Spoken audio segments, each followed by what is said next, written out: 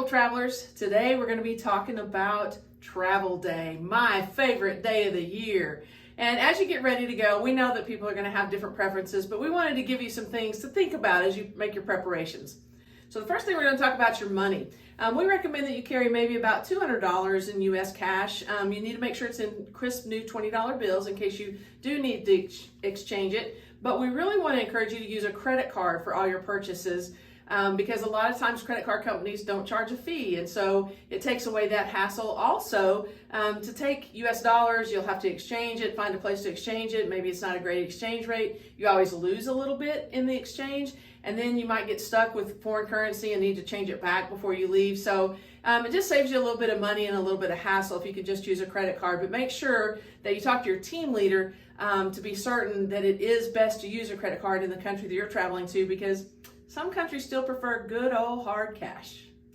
Your passport is probably the single most important thing that you'll carry with you on this project. So we like to recommend that for your money and your passport and your credit card, that you get a neck wallet that can carry around your neck and inside your shirt, or maybe a belt wallet. The main thing is you need to be able to carry your passport and your money, emergency contact, on your person at all times. So in this nylon neck wallet, I would encourage that you keep your passport and your cash, but also make a list of all the emergency contact information written out for your family, also for International Sports Federation in case you need to reach any of our emergency contacts. But keep that written down in your neck wallet so that if your phone's dead or maybe it's not available, you at least have that information with you at all times.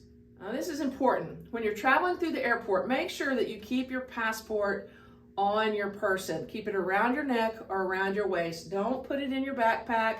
Certainly don't leave it lying around anywhere. Don't make me bust out the stories of having to run back through the airport when somebody laid their passport on a shelf while they're putting their shoes back on at security, and we have to go back and get it.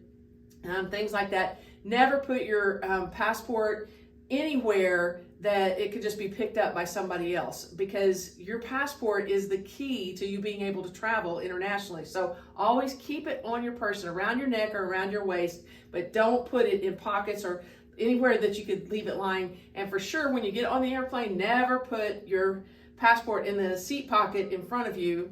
History tells us you will forget it. And I know this is going to sound like overkill, but we recommend that you keep your passport with you while you're seated on the airplane. And you need to keep your money and your passport with you at your seat, because just for example, say you're sitting in Germany and on the tarmac and you're about ready to take off, you're sitting in your seat, and suddenly the flight attendant comes on and says, leave everything behind, you have to deplane immediately, there's been smoke reported on the plane or something like that. You have to get up, stand up, and walk out. You can't get up into the overhead compartments. You have to stand up with what you have on and walk out the door. And so there you are in Germany, and your passport and your money's back on the airplane, and you can't get a meal, you can't leave the airport, you can't do anything because you have no passport or no money. Oh, but wait, not you, because you're an educated, well-prepared traveler, and you have your passport and your money on your person. So when you walk off the plane with nothing in your hands, you still have your passport and your money. So you, my friend, will be able to get a meal. And even if you're going to be delayed for more than 5 or 6 hours, you could actually leave the airport because you've got your passport. As you're traveling, some of you for the very first time, you're going to go through many security checkpoints as you go through the airports. The number one thing is to please remember, this is not the time to be funny. Don't mess around when you're going through security. Be polite, move quickly, and do as you're asked. If you do have a problem, just remain calm. Let them know that you're with a group. You have your group leader's information with you. Give them your group leader's information and explain the situation to them. Usually things will work out if you just remain calm and talk through whatever the situation is. And one last note that I'm afraid we have to mention in all of our training materials is, as you're passing through international airports, please be mindful of the people around you. Don't be loud, don't be obnoxious, don't just act like you're the only person in the building.